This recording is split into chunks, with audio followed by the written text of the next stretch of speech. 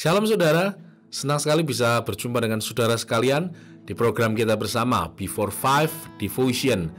Hari ini pembacaan kita terdapat dari kitab Amsal pasalnya yang keempat, ayat yang 23 yang berbunyi demikian. Jagalah hatimu dengan segala kewaspadaan, karena dari situlah terpancar kehidupan. Bapak Ibu saudara sekalian, dalam dunia ini, apa sih yang terpenting dalam kehidupan kita? Rumah, harta benda, emas, berlian, atau apapun. Yang terpenting dalam kehidupan kita, pasti kita selalu mengusahakannya, kita selalu menjaganya dengan baik-baik.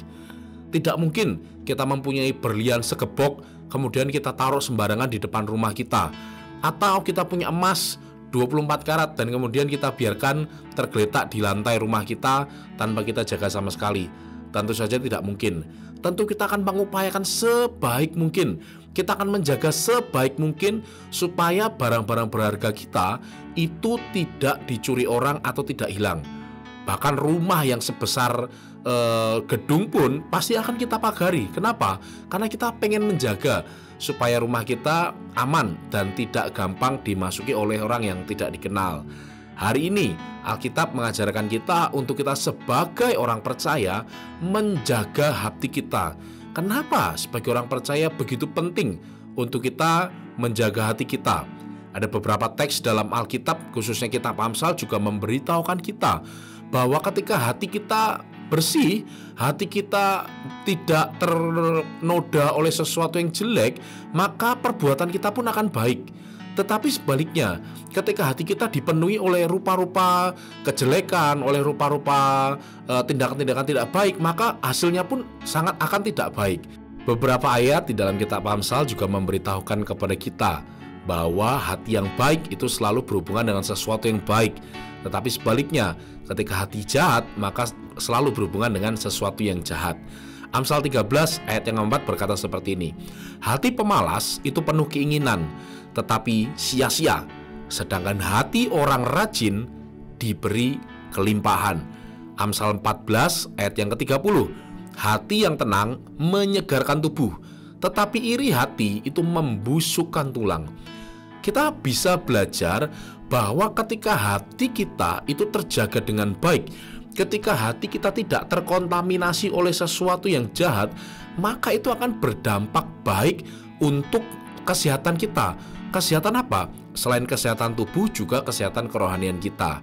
Makanya kitab Amsal 4:23 tadi benar-benar menegaskan supaya kita menjaganya dengan segala kewaspadaan. Menjaga ini ditulis dalam kalimat imperatif, artinya ini sesuatu yang penting, sesuatu yang diperintahkan, yang harus dilakukan. Dan menjaga itu bukan sesuatu yang pekerjaan mudah.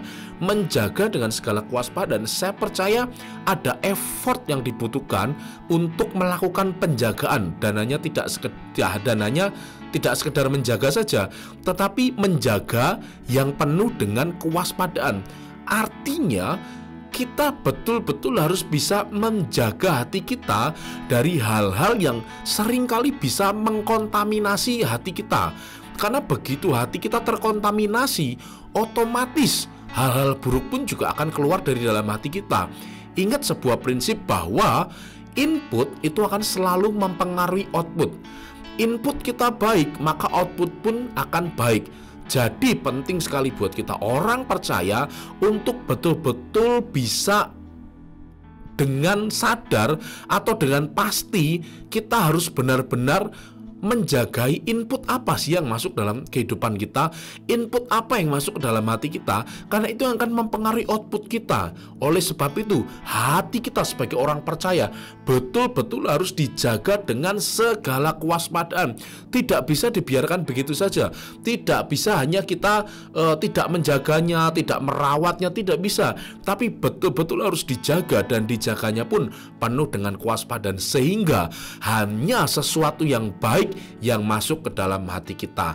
Dan dampaknya adalah ketika sesuatu yang baik terus-menerus masuk ke dalam hati kita, maka otomatis yang keluar dari dalam hati kita, yang keluar dari dalam kehidupan kita pun juga akan sesuatu yang baik. Pilihan tinggal ada di tangan saudara sekalian. Apakah kita pengen menerima sesuatu yang buruk terus-menerus mengisi hati kita? Gosip kita dengarkan, kemudian kata-kata jelek kita dengarkan, kita simpan dalam hati. Fitnah orang kita simpan dalam hati. Kita melihat sesuatu yang jelek, membicarakan sesuatu yang jelek. Karena apa? Ketiga indera kita, indera penglihatan, indera yang kita pakai untuk berbicara maupun yang kita pakai untuk mendengar, itu adalah pintu masuk ke hati kita. Pastikan kita sebagai orang Kristen, sebagai orang percaya, harus bertanggung jawab untuk betul-betul menyaring apa yang masuk ke dalam hati kita melalui mulut, melalui mata, maupun melalui apa yang kita dengar, sehingga hati kita betul-betul menjadi hati yang bersih. Sehingga ketika hati kita bersih, maka apapun yang terjadi dalam kehidupan kita, otomatis yang keluar dari dalam hati kita, yang keluar dari dalam kehidupan kita juga sesuatu yang bersih. Semoga firman hari ini bisa boleh menjadi berkat untuk kita sekalian. Saya rindu mengajak Bapak Ibu Saudara sekalian untuk berdoa bersama-sama dengan saya. Mari kita berdoa. Bapa kami di dalam surga, kami bersyukur, kami berterima kasih oleh karena kebaikan-Mu yang terus menolong kami, yang terus memampukan kami untuk kami bisa menjaga hati kami dengan segala kewaspadaan. Kami berdoa kiranya Roh Kudus terus menguatkan hati kami untuk kami boleh memfilter apapun yang masuk ke dalam hati kami, Tuhan. Kami jadi orang-orang yang bertanggung jawab sehingga kami tidak membiarkan hati kami rusak begitu saja oleh karena dijejali dengan sesuatu yang tidak baik. Kami berdoa kiranya sesuatu yang baik yang terus kami terima, yang terus masuk, yang terus kami masukkan ke dalam hati kami, sehingga kami boleh mengeluarkan sesuatu yang baik, sesuatu yang ilahi juga. Kami bersyukur, dalam nama Yesus kami berdoa. Amin. Sekali lagi saya berdoa kiranya setiap kita menjadi orang-orang Kristen yang bertanggung jawab, memastikan bahwa hati kita selalu menerima sesuatu yang baik, maka outputnya pun juga akan baik. Tuhan Yesus memberkati.